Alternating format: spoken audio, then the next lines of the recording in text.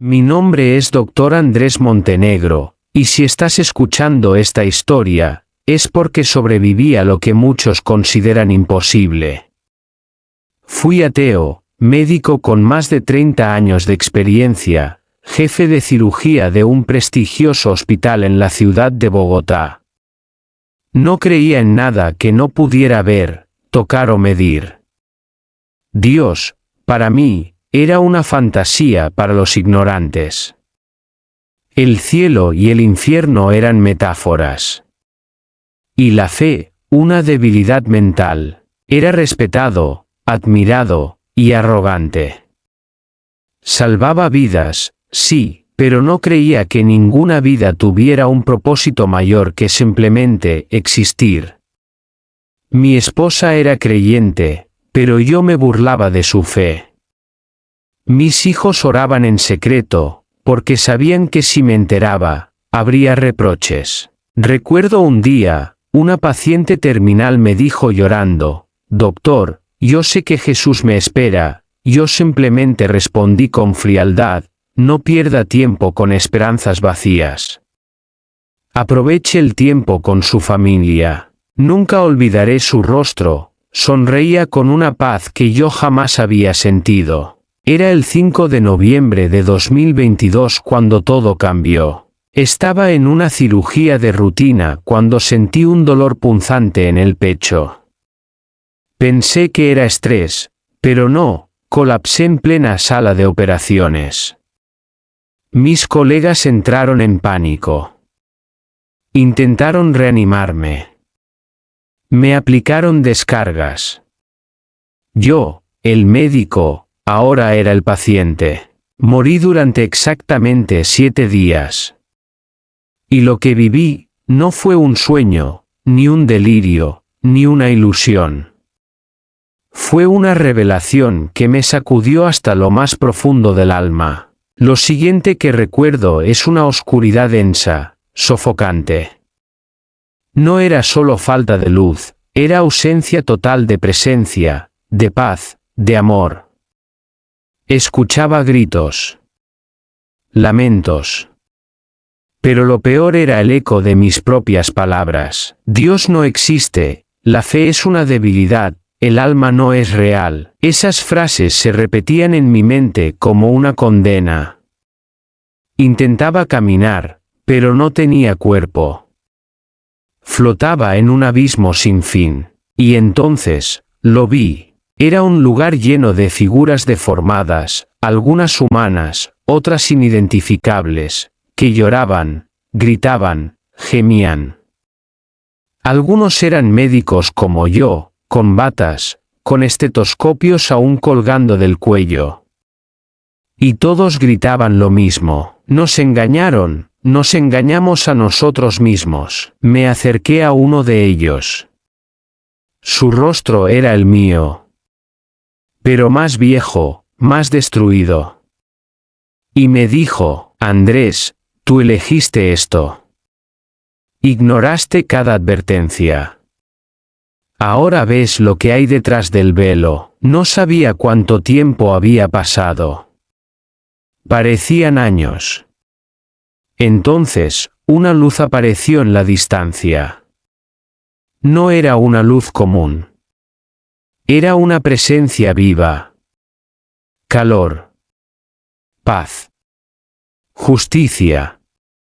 Y esa luz me dijo sin voz, con autoridad: «No debías estar aquí todavía. Pero debías ver esto, para contarle al mundo el engaño que has vivido». Lloré. Por primera vez, no por dolor físico, sino por vergüenza. Toda mi vida había sido una mentira. Había ignorado a Dios. Había despreciado su amor. Y lo más doloroso, había arrastrado a otros conmigo. Y justo cuando la desesperación me hundía, una mano me tomó. Era un hombre resplandeciente. Sus ojos eran como fuego. Me levantó y me dijo: «Andrés, aún hay esperanza.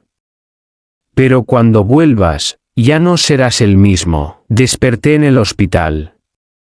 7 días después. Mi esposa lloraba a mi lado. Los médicos no podían explicarlo. Dijeron que fue un milagro.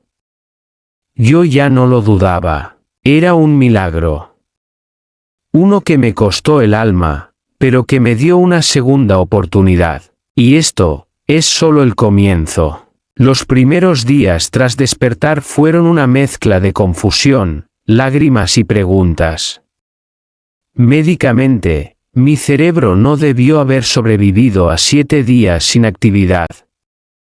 No había signos vitales, no había función cerebral. Los informes eran claros.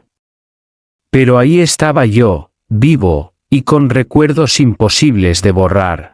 El hospital se convirtió en un lugar de murmuración. Algunos médicos decían que fue un error del equipo de monitoreo. Otros, simplemente me evitaban. Nadie quería hablar abiertamente de lo que había pasado. Pero mi esposa sabía. Ella fue la primera en preguntarlo, una noche, cuando quedamos solos. ¿Viste algo, Andrés? Guardé silencio unos segundos. Luego, rompí en llanto. Estuve en un lugar horrible.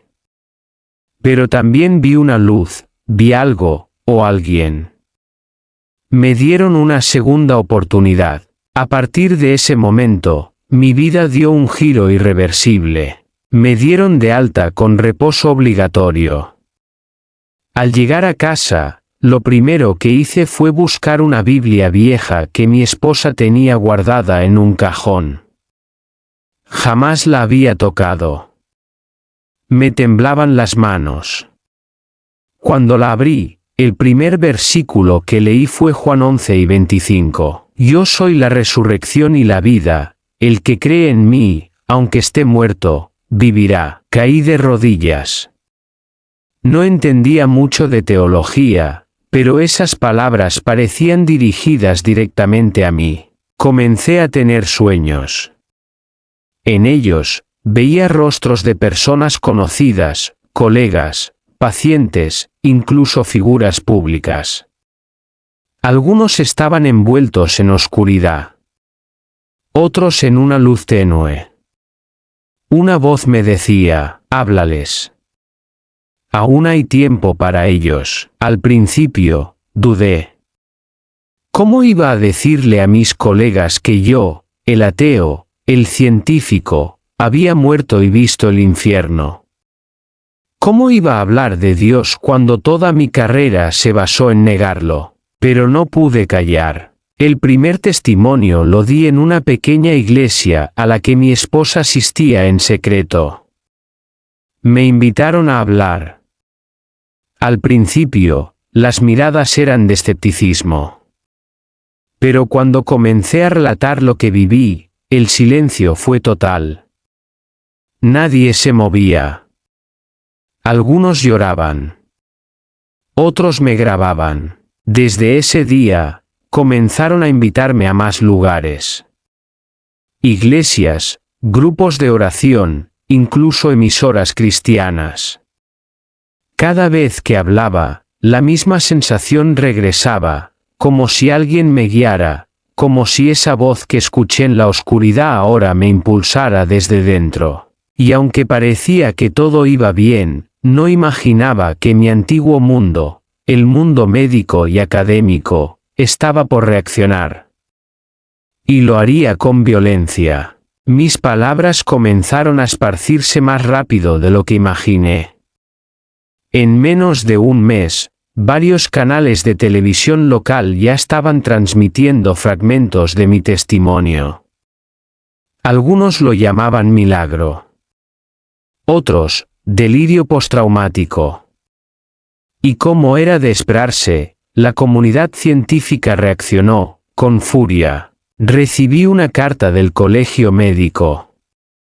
Me informaban que revisarían mi licencia por posible inestabilidad psicológica. Un prestigioso neurocirujano, antiguo colega mío, escribió un artículo titulado la trágica caída del doctor Montenegro, de la ciencia a la superstición. Me dolió mucho. No por el ataque, sino porque había sido uno de mis amigos más cercanos. Algunas universidades donde había dado conferencias me vetaron. Se me cerraron puertas. Me suspendieron de investigaciones. Para el mundo científico, me había convertido en un loco, o peor aún, en un traidor. Pero en mi interior, había una paz que jamás había sentido. Y cada vez que oraba, cada vez que hablaba en público, más personas se acercaban a Cristo. Enfermos eran sanados. Gente que había pensado en suicidarse encontraba esperanza. No podía parar. Una noche, tuve un nuevo sueño. Esta vez, estaba en una sala llena de velas. Una voz me dijo, ahora debes hablar a los que están más lejos. A los poderosos. A los endurecidos. Pero no irás solo. Al despertar, recibí un correo. Era de una iglesia cristiana en California. Me invitaban a contar mi historia en una cruzada internacional. Acepté. Sabía que era parte del plan. Mi esposa y yo viajamos. Nunca olvidaré esa noche. Más de 8.000 personas reunidas. Cuando tomé el micrófono, mis piernas temblaban. Pero algo me cubrió, una fuerza. Y comencé a hablar. Con lágrimas. Con fuego. Con verdad. Cuando terminé, un hombre anciano se me acercó. Tenía los ojos llenos de lágrimas. Me abrazó y dijo, yo fui ateo toda mi vida, hasta hoy. Gracias por abrir mis ojos, doctor. Fue allí cuando supe que nada sería igual. Pero también que no estaba solo. En los siguientes meses, comencé a escribir un libro. Titulado, Del bisturí al altar. No era solo mi historia. Era una advertencia. Una revelación. Una esperanza. Y aunque perdí colegas, gané hermanos. Aunque perdí honores humanos, gané propósito eterno. Pero lo que no sabía, era que mi misión más difícil aún no había comenzado. Porque alguien del pasado iba a volver a cruzarse en mi camino, y con él, una verdad aún más oscura. Un día nublado de marzo, mientras estaba en casa respondiendo correos de personas que querían conocer a Cristo, recibí una llamada inesperada. La voz al otro lado era grave, familiar y escalofriante. Andrés, soy yo, el doctor Salvador Reyes. No podía creerlo. Salvador había sido mi mentor. El hombre que me inspiró a ser cirujano. Habíamos trabajado juntos por más de 15 años. Pero tras mi despertar espiritual, él había desaparecido de mi vida sin explicación. Necesito verte. No por medicina, por algo más. Dijo, nos citamos en un café discreto del centro. Al verlo, envejecido y con una expresión perturbada, supe que no era una simple reunión. Desde que empezaste a hablar de lo que viviste, algo me persigue, Andrés, dijo mientras me apretaba la mano con nerviosismo. No es un sueño. No es una pesadilla.